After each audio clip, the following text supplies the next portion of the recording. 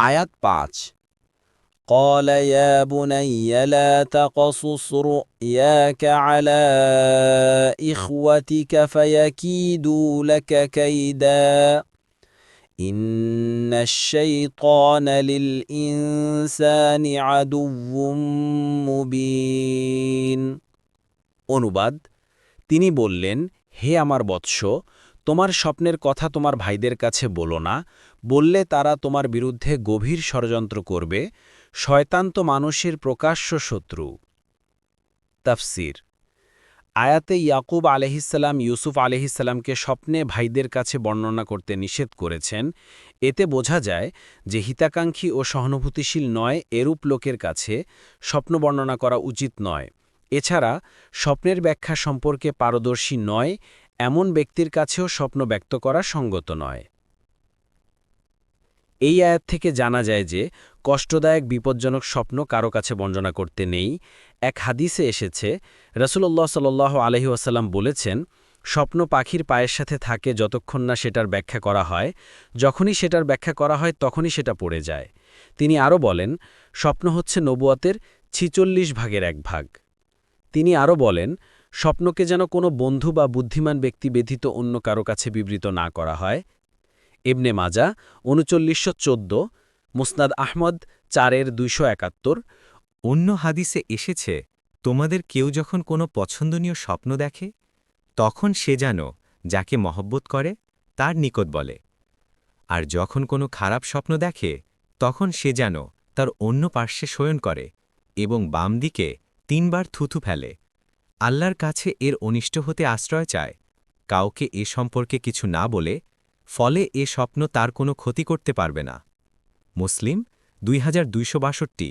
অন্যান্য হাদিসের বর্ণনা অনুযায়ী বোঝা যায় যে এই নিষেধাজ্ঞা শুধুমাত্র দয়া ও সহানুভূতির উপর ভিত্তিশীল, আইনগত হারাম নয়। সহিহ হাদিসে বলা হয়েছে, উহুদ যুদ্ধের সময় রাসূলুল্লাহ সাল্লাল্লাহু আলাইহি ওয়াসাল্লাম বললেন, আমি স্বপ্নে দেখেছি আমার তরবারি জুলফিকার ভেঙে গেছে এবং আরও কিছু গাভীকে জবারি হতে দেখেছি। এটার ব্যাখ্যা ছিল হামজা রাদিয়াল্লাহু আনহু সহ অনেক মুসলিমের শাহাদাত বরণ করা। এটা মুসলিমদের জন্য একটা আশু মারাত্মক বিপর্যয় হওয়া সত্ত্বেও তিনি সাহাবীদের কাছে এ স্বপ্ন বর্ণনা করেছিলেন। মুস্তাদরাক হাকেম ২৫৮৮, মুস্তাদ আহমদ ১-২৭১। ২ নম্বর ফুটনোটের বিবরণ। এই আয়াত থেকে আরও জানা যায় যে মুসলিমকে অপরের অনিষ্ট থেকে বাঁচানোর জন্য অপরের কোনো মন্দ অভ্যাস বা খারাপ উদ্দেশ্য প্রকাশ করা জায়েজ। এটা গীবত বা অসাক্ষাতে পরনিন্দার অন্তর্ভুক্ত নয়। এই আয়াতে ইয়াকুব আলাইহিসসালাম ইউসুফ আলাইহিসসালামকে বলে দিয়েছেন যে ভাইদের পক্ষ থেকে তার প্রতি শত্রুতার আশঙ্কা রয়েছে। কুরতুবী। ৩ নং ফুটনোটের বিবরণ। অর্থাৎ বৎস, তুমি এ স্বপ্ন ভাইদের কাছে বর্ণনা করো না, আল্লাহ না করুন তারা এ স্বপ্ন শুনে তোমার মাহাত্ম্য সম্পর্কে অবগত হয়ে তোমাকে বিপর্যস্ত করার ষড়যন্ত্রে লিপ্ত হতে পারে। কেননা শয়তান হল মানুষের প্রকাশ্য শত্রু। সে পার্থিব প্রভাব প্রতিপত্তি ও অর্থকরীর লোভ দেখিয়ে মানুষকে এহেন অপকর্মে লিপ্ত করে দেয়। নবীগণের সব স্বপ্ন ওয়াহির সমপর্যায়ভুক্ত। সাধারণ মুসলিমদের স্বপ্নে নানাবিধ সম্ভাবনা বিদ্যমান থাকে, তাই তা কারো জন্য প্রমাণ হয় না। রাসূলুল্লাহ সাল্লাল্লাহু আলাইহি ওয়াসাল্লাম বলেন, যখন সময় ঘনিয়ে আসবে, কেয়ামত নিকটবর্তী হবে, তখন মুমিন ব্যক্তির স্বপ্ন প্রায়ই সত্য হবে, আর মুমিনের স্বপ্ন নবুয়তের ৪৬তম অংশ। আর যা নবুয়তের এই অংশের স্বপ্ন তা মিথ্যা হবে না।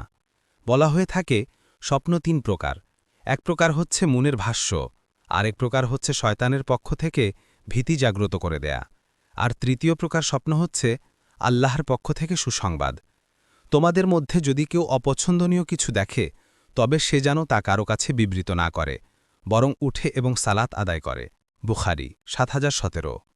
অপরে এসেছে, যতক্ষণ পর্যন্ত স্বপ্নের তাবির করা না হয় ততক্ষণ তা উড়ন্ত অবস্থায় থাকে, তারপর যখনই তাবির করা হয় তখনই তা পতিত হয় বা ঘটে যায়। মুসনাদে আহমদ ৪-১০, আবু দাউদ ৫০২০, তিরমিজি ২২৭৮, ইবনে মাজাহ ৩৯১৪। এখানে এ বিষয়টি চিন্তা সাপেক্ষ যে সত্য স্বপ্ন নুবুয়তের অংশ, এর অর্থ কী?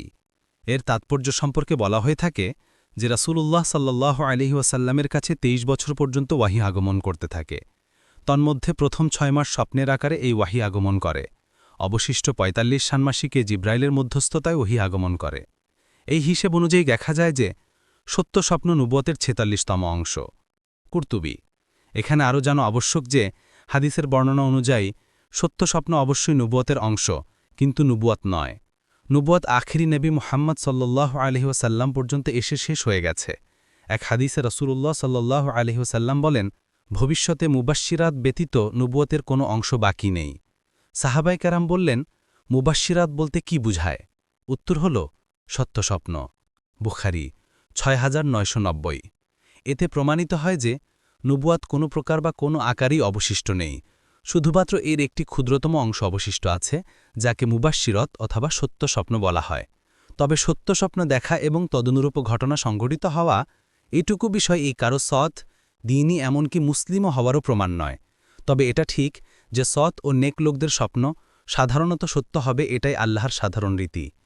ফাসেক ও পাপাচারীদের সাধারণত মনের সংলাপ ও শয়তানি প্ররোচনা ধরনের মিথ্যা স্বপ্ন হয়ে থাকে, কিন্তু মাঝে মাঝে এর বিপরীত হওয়া সম্ভব।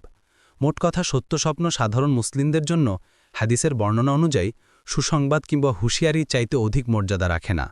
এটা স্বয়ং তাদের জন্য কোনো ব্যাপারে প্রমাণরূপে গণ্য নয় এবং অন্যের জন্যও নয়। পরবর্তী তাফসিরে যেতে ভিডিওটি শেষ হওয়ার পূর্বেই এই বক্সে ক্লিক করুন। ভয়েস বা উচ্চারণে অনিচ্ছাকৃত ত্রুটি ক্ষমাসুন্দর দৃষ্টিতে দেখবেন ইনশাআল্লাহ।